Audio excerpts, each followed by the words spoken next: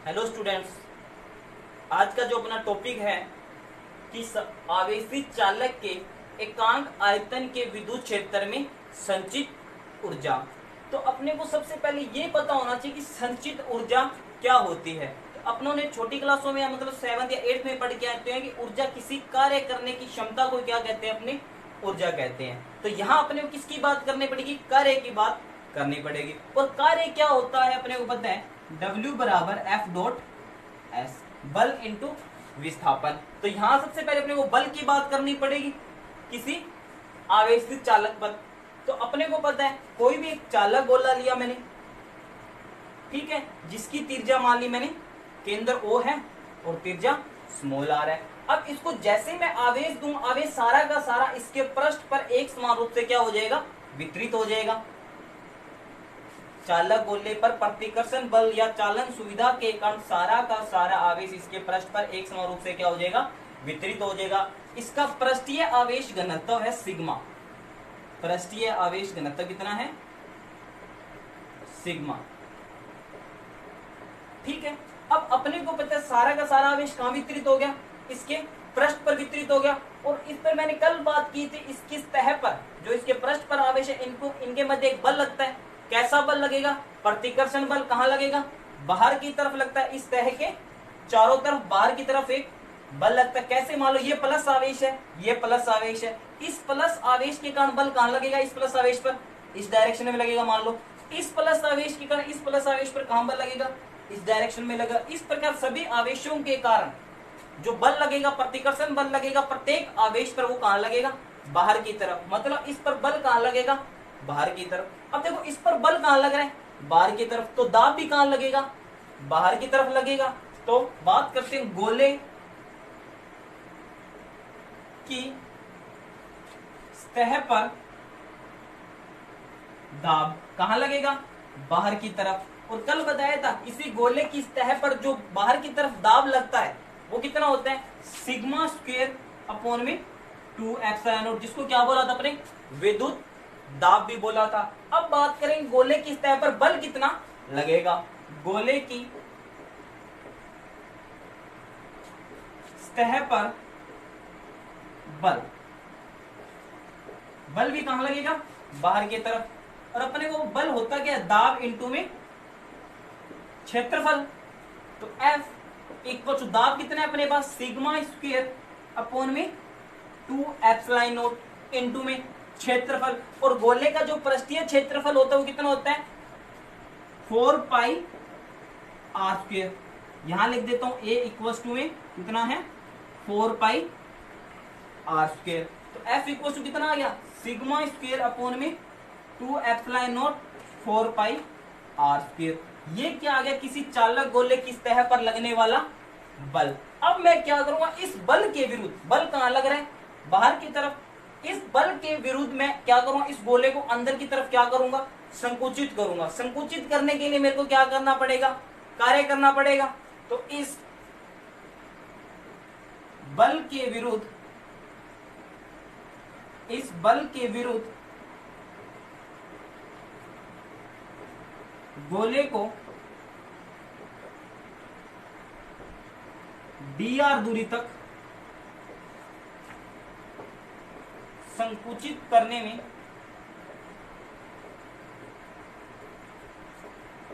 किया गया कार्य,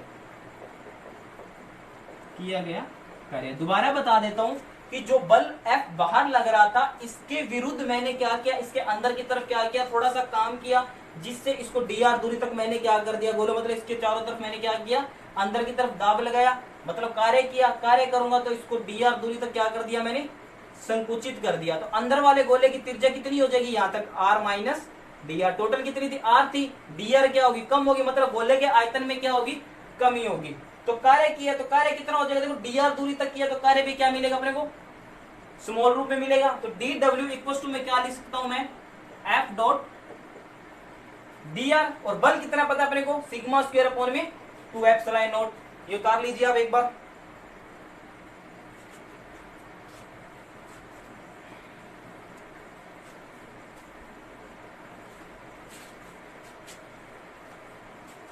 अब देखो dw था सिग्मा स्क्वायर अपॉन में 2 epsilon not 4 pi r square d r. ठीक है, अब देखो ये क्या था, क्षेत्रफल था, और ये क्या है, एक दूरी है। अगर कोई क्षेत्रफल और दूरी मिल जाए तो क्या बनेगा, आयतन बन जाएगा। तो कितना डीवी इक्वल टू कितना लिख सकता हूं, 4 पाई आर स्क्वायर डीवी। तो डी डब्ल्यू की वैल्यू कितनी आ गई, sigma square 2 epsilon not dV. तो ये क्या आ गया अपने पास, किसी भी गोले को डी आर दूरी तक संकुचित करने में कितना कार्य करना पड़ेगा। अब एक बात और देखें, इसका एक और फॉर्मूला बन जाएगा, डी डब्ल्यू बराबर सिग्मा इक्वल टू, अपने को पता है ई इक्वल टू क्या होता है, सिग्मा अपॉन में एप्सिलॉन नॉट। तो सिग्मा इक्वल टू कितना आ गया, ई एप्सिलॉन नॉट। तो सिग्मा स्क्वायर है तो क्या बन जाएगा, एप्सिलॉन नॉट का square E square 2 epsilon not dV. इस एप्सिलॉन नॉट से ऊपर वाली एक पर कम होगी तो क्या बनेगा, 1 अपॉन में 2 epsilon not E square dV. तो ये आगे किसी गोले को, चालक गोले को डी आर दूरी तक संकुचित करने में किया गया कार्य। अब बात करते हैं कि मतलब इस टोटल विद्युत क्षेत्र के अंदर अपने को कितना ऊर्जा मिल सकती है, कितनी ऊर्जा मिल सकती है। ये तो क्या डी आर दूरी तक है। अगर मान लो विद्युत क्षेत्र, टोटल विद्युत क्षेत्र की बात करें तो कितनी ऊर्जा मिल सकती है, तो मैं इसका क्या कर दूंगा, समाकलन कर दूं, तो मेरे पास क्या आ जाएगी, उस टोटल कुल विद्युत क्षेत्र के अंदर संचित ऊर्जा। और ये कार्य किसके रूप में बदल जाएगा, ऊर्जा के रूप में। तो U इक्वल्स टू डब्ल्यू कितना है, 1 सिग्मा स्क्वायर, ये डी डब्ल्यू की value, dV equals to D W की इक्वल्स टू ये भी लिख सकते हैं 1 अपॉन में 2 epsilon not E square dV। तो ये आ गया उस कुल विद्युत क्षेत्र के अंदर संचित ऊर्जा। और अपने को क्या निकाले, एकांक आयतन के अंदर विद्युत क्षेत्र की में संचित ऊर्जा। एकांक आयतन में देखो ये क्या थी, डी आर दूरी तक थी, और ये क्या था, डी आर दूरी तक का आयतन था, और ये डी आर दूरी तक का क्या था, कार्य था। इस डी आर दूरी के कार्य में अगर मैं पूरे मतलब डीवी आयतन का क्या कर दूं, भाग लगा दूं, तो मेरे पास क्या है, उस डी आर दूरी के एकांक आयतन में संचित ऊर्जा तो कितनी आ जाएगी, डी डब्ल्यू अपॉन में डीवी कितना रह गया, सिग्मा स्क्वायर अपॉन में 2 एप्सिलॉन नॉट, या क्या लिख सकता हूं 1 अपॉन में एप्सिलॉन नॉट ई स्क्वायर। तो इसको क्या बोल दूंगा, ऊर्जा U इक्वल्स टू, ये आ गई उसके एकांक आयतन के अंदर संचित ऊर्जा।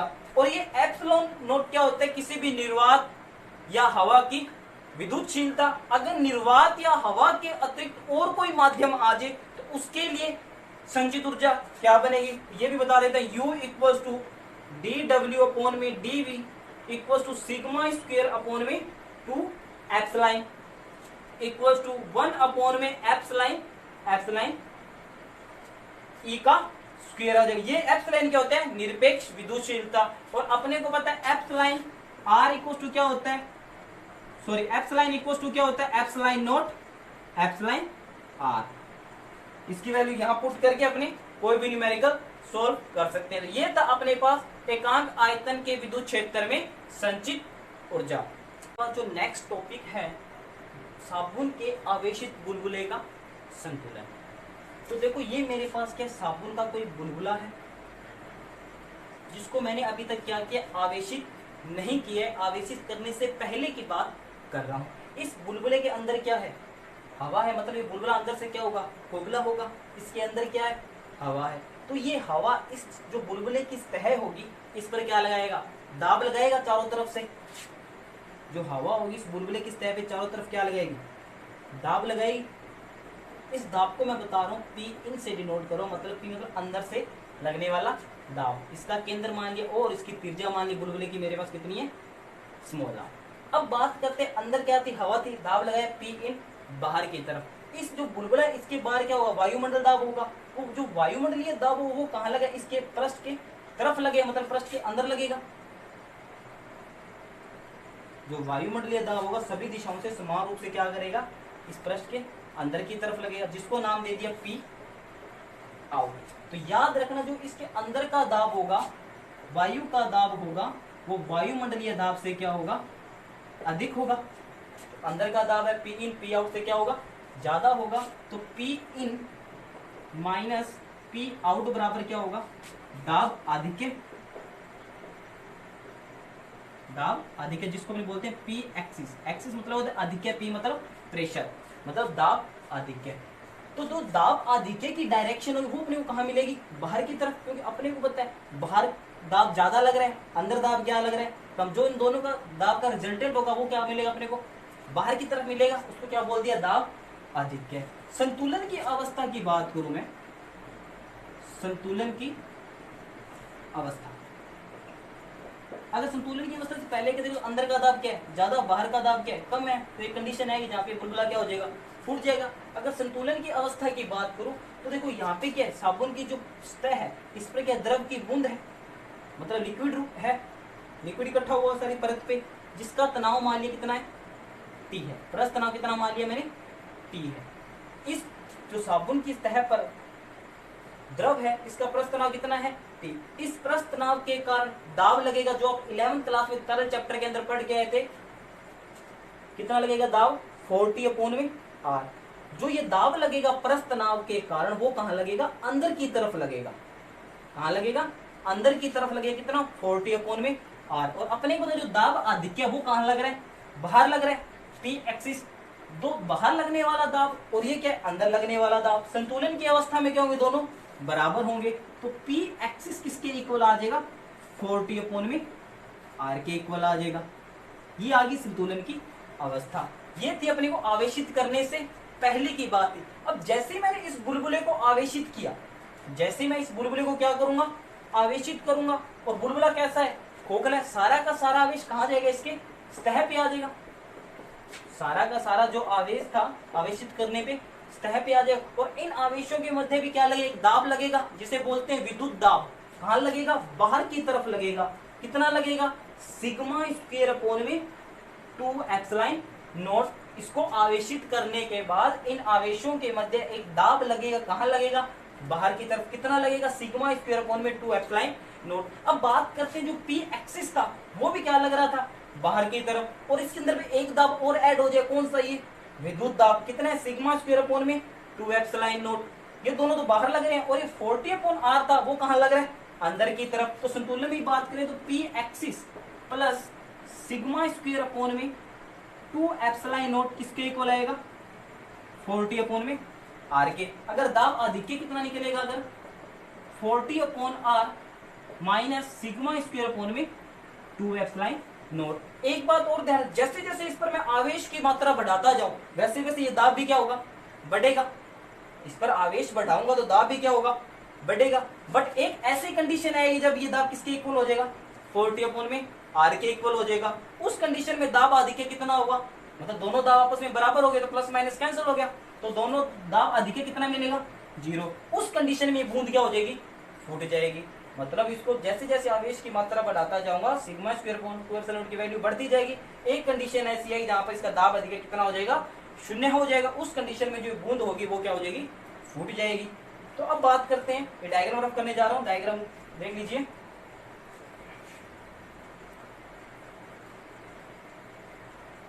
अब यहां से अपने क्या मिलता है, जो 40/R है किसके इक्वल आ गया, सिग्मा स्क्वायर अपॉन में 2ε। ये अपने को एक रिलेशन मिल गया। यहां से अगर ये बात करें, आर क्या थी अपने को पता है, उस बुलबुले की त्रिज्या थी, टी क्या था, पृष्ठ तनाव था, और सिग्मा क्या था, जो उसको आवेश दिया था उसका पृष्ठीय, जो पृष्ठ पर आवेश वितरण हुआ था क्या था, पृष्ठीय आवेश घनत्व। अगर यहाँ से मैं बुलबुले की त्रिज्या निकालना चाहूँ तो कितनी आ जाएगी, ये 2ε के साथ मल्टीप्लाई में आ जाएगी, कितना हो गया, 8T ε0 सिग्मा स्क्वायर।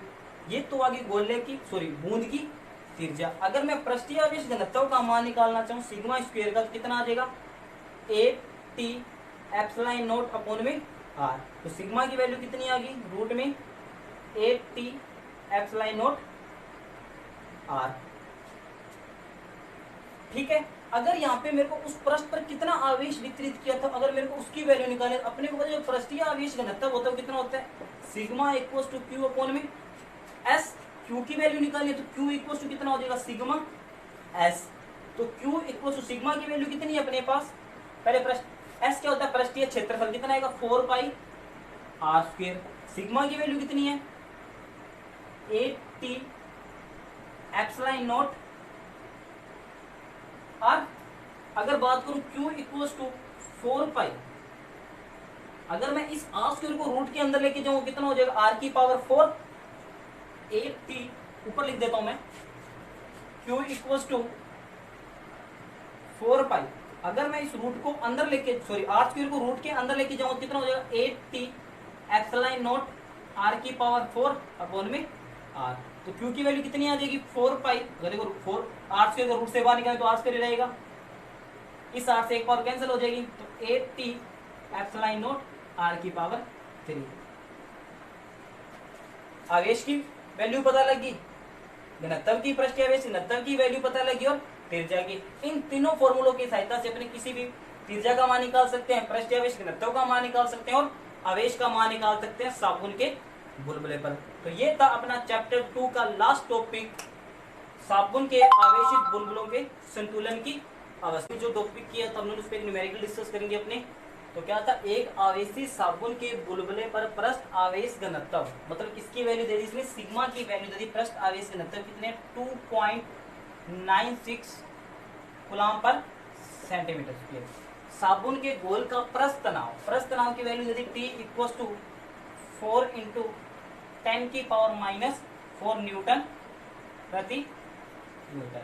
तो बुलबुले की त्रिज्या ज्ञात करो जब दाब आधिक्य शून्य हो गए, बुलबुला संतुलन की अवस्था में रहे। तो अपन ने फॉर्मूला निकाला था कि P axis plus sigma square upon में 2 एप्सिलॉन नॉट 40 अपॉन में r। तो P एक्सिस दाब आधिक्य कितना है था 40 upon r minus sigma square upon में 2 एप्सिलॉन। ये क्या दाब आधिक्य क्या रहे, शून्य रहे, और बुलबुला क्या संतुलन की अवस्था में रहे। तो 40 equals to r sigma square upon में 2 एप्सिलॉन नॉट। तो यहाँ से जो r की वैल्यू बनेगी कितनी बनेगी 8t epsilon not sigma square. तो r की वैल्यू कितनी आई मेरे पास 8t epsilon not sigma square. तो r इक्वल्स टू 8, t की वैल्यू कितनी दी हुई है 4 इंटू 10 की पावर -4, और एप्सिलॉन नॉट की वैल्यू कितनी होती है 8.85 10 की पावर -12। ये वैल्यू मैंने पुट कर दी 8.85 इंटू 10 की पावर -12 अपॉन में सिग्मा का स्क्वायर। तो सिग्मा की वैल्यू कितनी 2.96 माइक्रो कूलम है, तो यहाँ पे कितनी बन जाएगी 2.96 10 की पावर -6 कूलम पर मीटर का स्क्वायर। और सिग्मा का क्या है स्क्वायर कितनी आएगी 2.96 10 की पावर -6 का होल स्क्वायर। इन सारी वैल्यू को सॉल्व करने के बाद जो मेरे पास रिजल्ट आएगा, आर की वैल्यू होगी 3.2 इंटू 10 की पावर -1। तो आर की जो वैल्यू आएगी 0.32 मीटर। ये आ गई अपने पास साबुन के बुलबुले की त्रिज्या। इसी के साथ जो चैप्टर 2 है अपना कंप्लीट होता है। इस पे बहुत सारे न्यूमेरिकल अपने को बुक में मिल जाएंगे, तो वहां से आप एक बार कर लीजिए। Thank you.